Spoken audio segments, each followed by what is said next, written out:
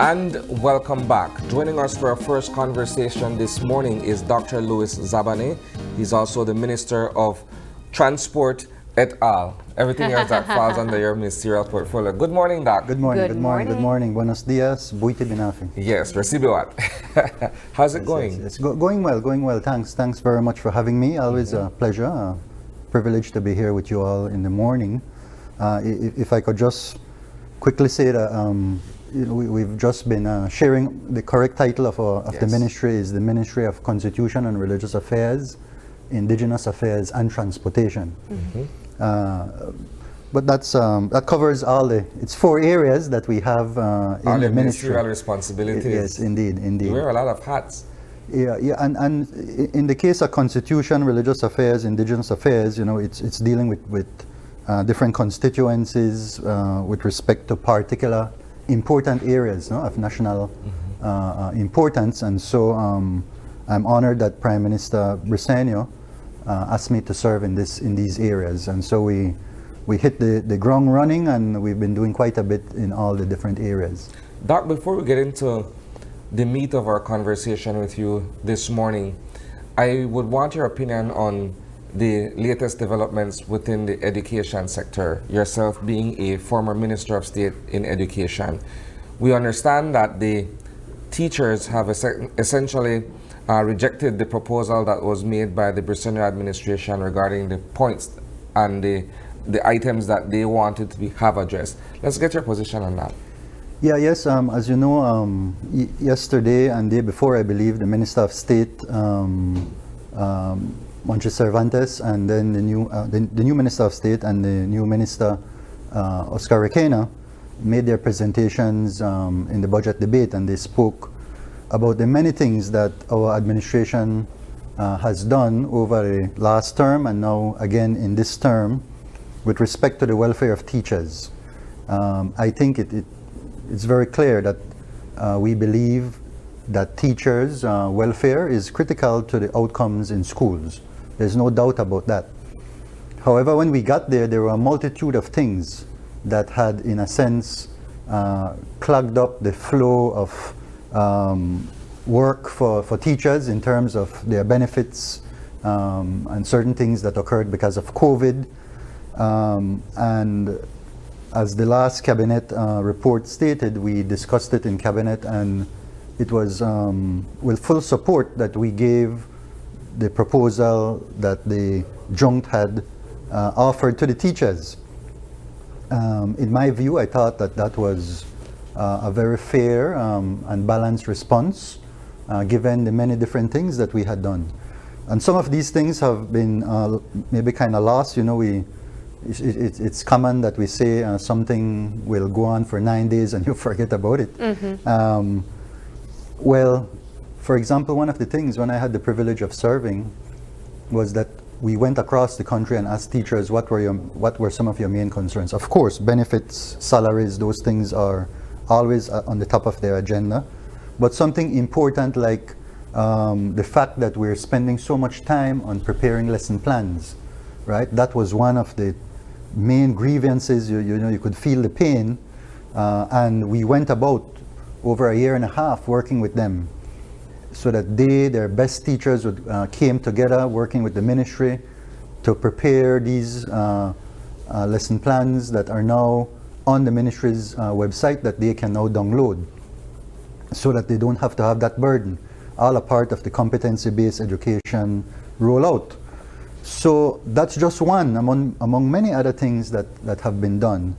So it was a little surprising to me that would be the case, but I mean, again, we're in a democracy, so we're hopeful that at some point in time we can all move forward on a particular agreed set of points and then move on, because at the end of the day it's the students. We must remember that we're serving students, and it is not like teachers could say we haven't done anything at all, and so we're at an impasse. Now we must take these drastic actions because no one is listening to us. On the contrary, I believe we've done quite a bit for their Dr. cause. Zabaneh, it seems that the teachers are saying more along the lines that the government has not done enough. And not necessarily nothing at all. We heard from the president of the Belize National Teachers Union via social media last night, where she made the announcement.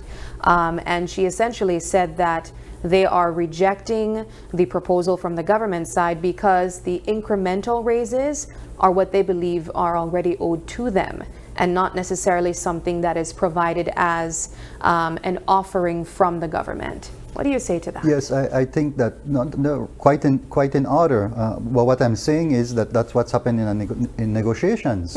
It's not necessarily that you will get everything that you want immediately, and so I think the government is being very fair in over a period of time, meeting those demands, but over a period of time.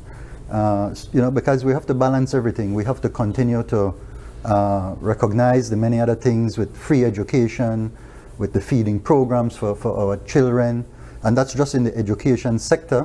Then we have other areas, the health sector. Right now we're going to talk about transportation. All the other needs of society have to be balanced by cabinet. Prime Minister has quite a lot of things to be concerned about. And so I think that even in the midst of all of that we're doing, we still felt it very important to make a considerable concession, if you will, to the teachers to say, we understand where you're coming from, and we want to make sure that you know by our actions that we will be working with you to get the things that you deserve. Having been so heavily invested in education, what's your advice that you would give to parents at this time? That's one of the questions that we are posing to parents. What are their game plans today, since there has been an announcement that a nationwide sick-out will take place? Yeah, I'd prefer to leave that to the Ministry of Education. I don't know what they have decided to do. I'm sure they will come out with maybe a press release, possibly on this matter. But so that we don't have different messages going out there. That's not my portfolio, and I'm sure that they will address that. Let's talk public transportation reform. For years, we've been clamoring as commuters and people who use any form of public transportation that we need systemic change in terms of how we access, how we commute, the safety of it all, and what have you. Right. You are at the helm of this ministry, coming in at a time that is very, very critical. There's a proposal that you guys have put forward to bus operators to form one national bus company, and it doesn't seem as if though it was received well in terms of some of the bus owners saying, look, I don't want to be a part of that. Where do we begin from in terms of trying to clean up what appears to be a mess within the transport system? Yeah, no, it's what I call a national scourge. I mean, there's nothing there that we can be proud of. We're in 2025, where, when I worked in our family business with Z-Line, that was way back, we had 80s, 90s. Yes, we had about 5 operators. We had James, we had Z-Line, we had Novellos from the west, then we had the Gil Harris from the north, and we had Batiz. That's what we had. And we didn't have this situation of racing on the road. We had better quality equipment on the road. In our case, we had our terminal in Dangriga, and then in Toledo, as well, in Punta Gorda. And the other operators had their own facilities. You had a ticketing system where you could be guaranteed a seat when you pay for your seat. But now, in 2025, 50 years later, thinking that the bus industry started in the early 70s and developed over the past few decades, we've gone downhill instead. So in the ministry, I am very happy that we have CEO Chester Williams with us. He brings a lot of experience and knowledge when it comes to enforcement. So I've asked him to focus on that area. You might have seen a couple of press releases recently about motorcycles and about trucks without tarps, the carrying material, etc., on the highways. So I am confident that, working with our team there at the Department of Transport, that we will begin to see some improvements in terms of what our officers are able to do on the roads. I have taken on the work with respect to the the national highway bus sector. We met about a month ago, and we're meeting again on Friday in a couple of days to continue the discussion on transforming the sector. You know, if you remember Einstein's quotes there that you can't solve a problem with the same thinking that created the problem. Right. And then if you expect the same results by doing the same thing over and over, then that's his definition of insanity. And that's what we, in fact, we have been doing more of the same things in a manner that magnifies the problem. So we have a sector now with 31 bus operators. Imagine a tiny country like Belize, compare it, say, to Mexico or our neighbors in Central America. The industry has about 190 buses that are that can run on the highways, meaning that you start them and they can go. But when we looked at the criteria that go with permits, with the permits that they get every year, that they renew every year, and we went down the list. By the time we reach number 6, about half of the buses would have to be parked immediately. Based on a lack of roadworthiness? Roadworthiness, and the fact that sadly, and the reality is that there's a lot of corruption in the system. So that operators go out there and you have the people who should be enforcing and they don't enforce, right? And so the buses stay on the road, and this is a problem not just with transport, but you know, with police out there and other enforcement agencies that are out on the road. So all of that it has to be dealt with. It's a big challenge for us to sift through and to try and keep our best people and train them properly so that they can do their work. We move between 7,000 and 12,000 persons per day, depending on the day and the movements and so forth. That's quite a bit. So what we want to do, and we're discussing with the operators, is let's reorient our thoughts. Let's remember that central to this industry, it's not the government, it's not the operators, it's the commuters. Yes. We need to focus, just like how we did in education. It's not the government, it's not the management, it's not the BNTU or the teachers, it's the students. But those of us are there to work. We should work together to be able to serve those who are actually paying, in this case, the commuters. And we see it every day. Buses are racing, they're breaking down on the highways. You catch a bus, the windows don't stay up and it's raining. A whole host of things. You don't know if you're going to reach to work on time. So let's take a macro view to start with. We're talking about trying to develop our country, more sustainable human development. But that means that a number of things have to be in place, including a well-functioning transportation system. You come to work after a very bad experience on the road to try to get to work, you will not be at your best when you're there, right? And many of the people who ride on the buses need to get on the buses because they don't have the wherewithal to have their own personal transportation. In other countries, anybody, you can jump on a bus. In fact, most people will, for the distances that we travel, will not use their personal vehicles anymore. They will want to get on a bus. It's air conditioned, you have bucket seats, there's no standees and all these things. You know, you're 99.9% of the time you will get to where you want to get at the time that you're planning to get there.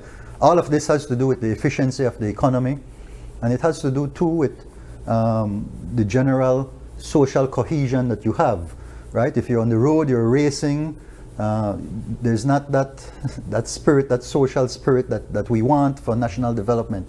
All those things matter. So that's the context in which we're talking with our operators, and we're saying, listen, let's look at the economics.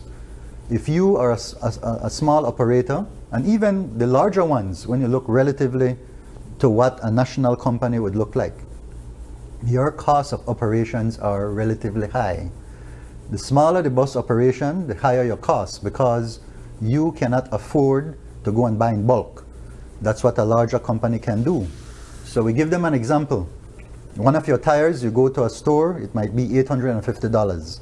They give you a 10-20% discount, you end up paying $750. But that tire may cost $450. right? And that's fine for the tire suppliers. That's what they have to do their business. With a national company, you can afford to buy in bulk. You buy by containers, 5, 6 containers of tires at a time, and you're paying $450, $300 per tire, right? And your bus has 6 tires. So you are already at a huge economic disadvantage just by how we're structured. And then the fact that we reached to 31 operators, it means that there were a lot of non-economic decisions for the giving out of these permits, right? You have a political person that says, this is my constituent, I want him to get a run, or it goes the other way around. The person decides, I want to compete with this X company, give me a permit that runs 15 minutes before them, right? And these are the things that undermine the overall efficiency and quality of the industry. So that's why we're now in this place that we should not tolerate as a country. Yeah. I think part of what the general observation is that you have a transportation system where many of the buses are not up to scratch. So that when commuters from any points in this country get on a bus, it's not necessarily the best, most comfortable, most prompt or efficient service you're getting. You're just getting on board a bus because you need to get to your destination, right? And I think it also goes back to exactly what you said. At the point where permits are being given out, I don't know what business plan or what have you is shared with the relevant agencies before they submit to the permit.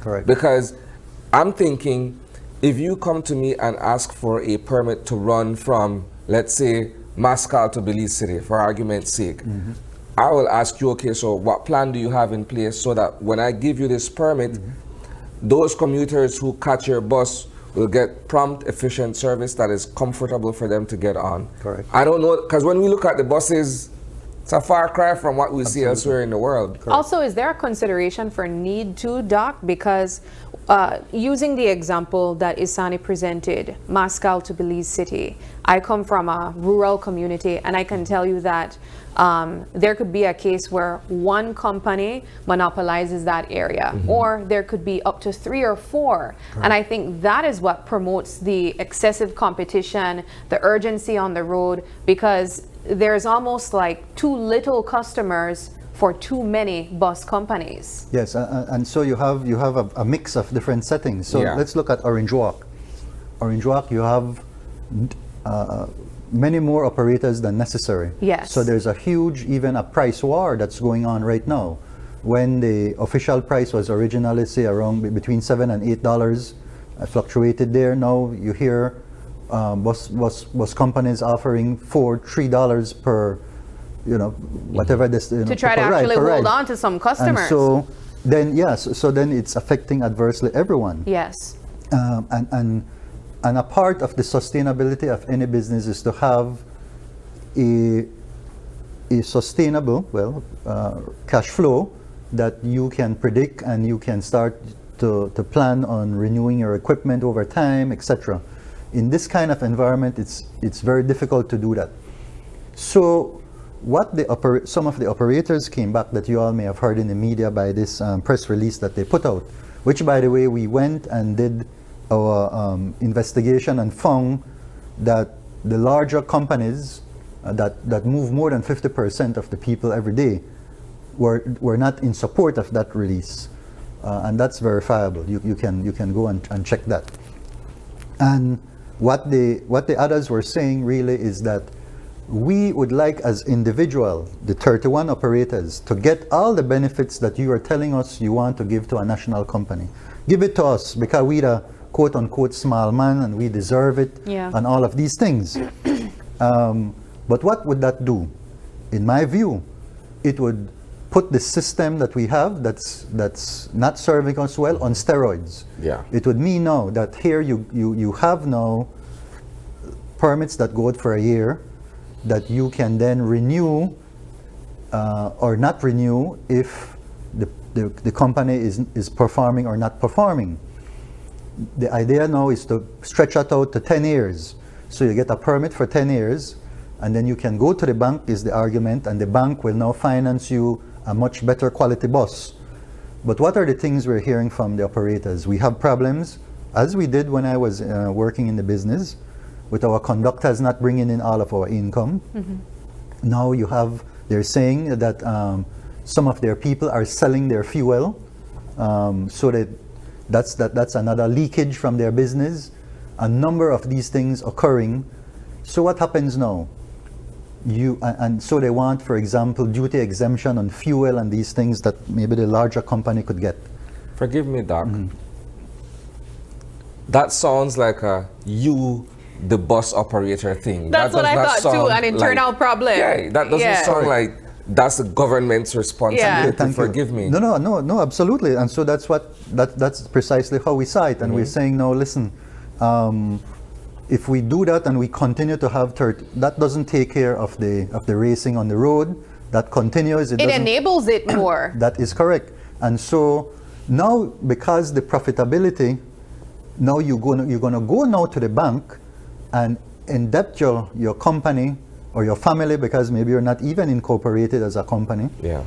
With a big debt to a bank, and then your profitability does not increase in any way, shape, or form, because it's the same level of competition that's out there. Yeah. So now your costs go up, and so the likelihood then that you could fail as a business goes up rather than goes down. So those are the kinds of things that we also have to look at if we were to consider that proposal that they are making. Are there any arguments from the operator's side where they feel that should the government enable or organize a larger company that they would work under, that they would essentially lose money when you compare to being owners of their businesses? I think that's one of their big fears, right? So here you have the majority of the operators who have not had an opportunity to really look at a different organizational model, a corporation model, that we're proposing to them. So many of them might not even carry an accounting system like most businesses would. So it's a big jump for them, and I understand that.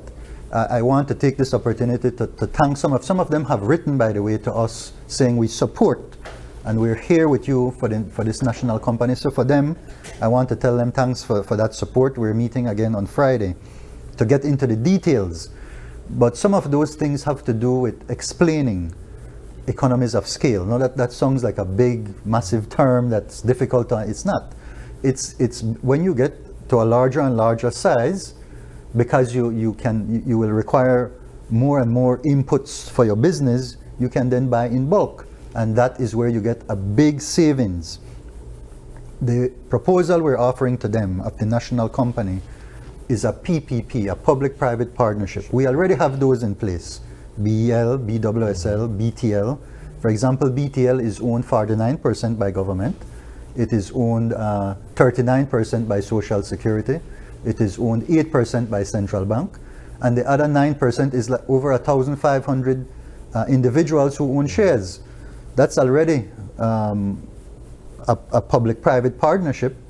But when it was created, we didn't use that term. Yeah. Recent public-private partnerships would be like the National Gas Company, the Commerce Bight Port company that is now functioning now in the Dangriga area. So we want to show them those examples and to let them understand what that means. The significant savings, plus now we are able to use modern technology for collecting revenue and increase revenues. Because as I said earlier, a big part of the problem in the industry has been that the monies do not come back to the operators. So you use cards and you swipe. You get a card for the week, you have $100 on the card. When you get up on the bus, there's a gadget there, you swipe, it takes away $10 off of it, whatever. That goes straight to the bank for the company.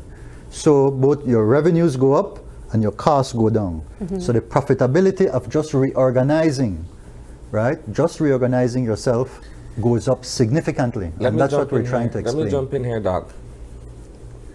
I agree with 100% of what you're saying, but this is not revolutionary. This has been taking place in all other jurisdictions. Like, for instance, when you're taking public transportation in certain big cities in the United States, there are no conductors. That's right. You have a transit card, That's right. you swipe, like you said, it deducts the fare based on the distance or what have you, and all of those monies go where they need to be going. It's only in Belize that we're still using this archaic system of a conductor who you're putting all your trust in because the driver is tasked with driving and not collecting monies. Yes. It's only here that system is still in place. Right. Absolutely. I wanna add to that, Minister Zabaneh. Do you, as the leader of this ministry, then consider the risk that is being taken here when it comes to what these owners, these families that are potentially experiencing or about to experience a change where, should we say, do away with conductors, what that could possibly do for you politically? I mean, we could also consider just a clean reset, just completely allow everyone to apply over for their permits, change the routes again, and just start over from scratch. Versus the big company. Correct. I mean, so you know, that's precisely why we need buy-in from everybody. We have a couple cases recently in the past couple of years in which a permit was reneged to James in the south, and we went to court, and now the government is liable. Right. So we you know, that's why we're trying to do it in a civil way where we all agree. And we don't have to be spending money on attorneys and all these things when we can all come together in the national interests to be able to do this. There are a number of small operators who get it. And I hope the media gets an opportunity to speak with them. And of course, those who may not be on board. But they get it that, listen, like in the last meeting, for example, one of the small operators was coming to the meeting. He had agreed a couple of days before, and he got ill and had to go across to Mexico because of the stress of this business, right?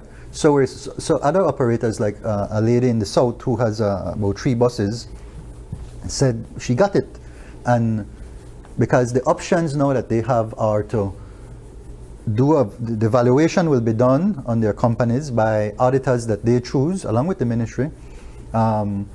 And that value can go into the company 100%, they get shares, or they get the full amount paid out, or they do a mix, depending on what they want. In her view, she wants to do a mix because she'll take some of her money and go and invest in a small tourism project in Toledo, where she's from, and then earn income from the larger company. I explained to them that who will be the drivers and who will be the people at the terminals. By the way, the terminals will be included as well in the company. It has to be the same people. We're not importing people from South Korea or wherever. But that now they need to go through a proper process to be employed by the national company. For example, drivers. That's where we have a great weakness in the system. Drivers who are driving and texting at the same time. Obviously, you see the speeding, the racing. We need to make sure that our drivers are properly vetted, that they go through a training program, because they have 40, 50, 60 people on their bus. They have to see their responsibility in that way. That it's not just about them jumping in a short pants and slippers and then driving. No, you're dealing with lives of people in that bus, right? So these are some of the things that we're working through, and we're getting a number of them and the larger ones, I must say, are on board, and we're grateful for them, and we're hoping that the others will see the light and will come and join the effort. All right. Minister Zabaneh, we'll take a quick break now, but when we come back, the conversation continues. I know that there are many more topics to be discussed, including some scandals that did come out of the Transport Department. Stay with us. We'll be right back.